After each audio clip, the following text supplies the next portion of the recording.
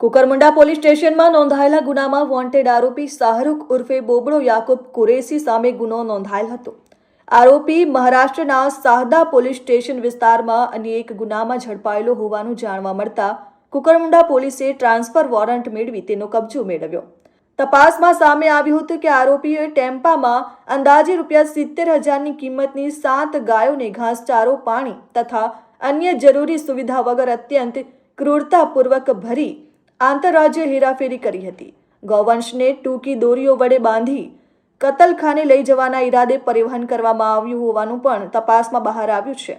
આ કેસમાં અગાઉ રહીમુદ્દીન સરકુદ્દીન શેખની ધરપકડ કરવામાં આવી હતી, જ્યારે અન્ય 2 આરોપીઓ મોહસિન કુરેશી અને નદીમ કુરેશી હજુ પણ ફરાર હોવાનું પોલીસે જણાવ્યું છે। પકડાયેલા આરોપી વિરુદ્ધ મહારાષ્ટ્ર રાજ્યમાં પણ ગૌવંશ સંરક્ષણ સંબંધિત અન્ય ગુનાઓ નોંધાયેલા હોવાનું પોલીસ તપાસમાં જાણવા મળ્યું છે। હાલ પોલીસે પકડાયેલા આરોપી વિરુદ્ધ ગુનો નોંધી વોન્ટેડ આરોપીઓને પકડી પાડવા માટે કવાયત હાથ ધરી છે। હંસરાજ પાડવી સાથે દીપેશ વડવી, RN ન્યૂઝ, તાપી।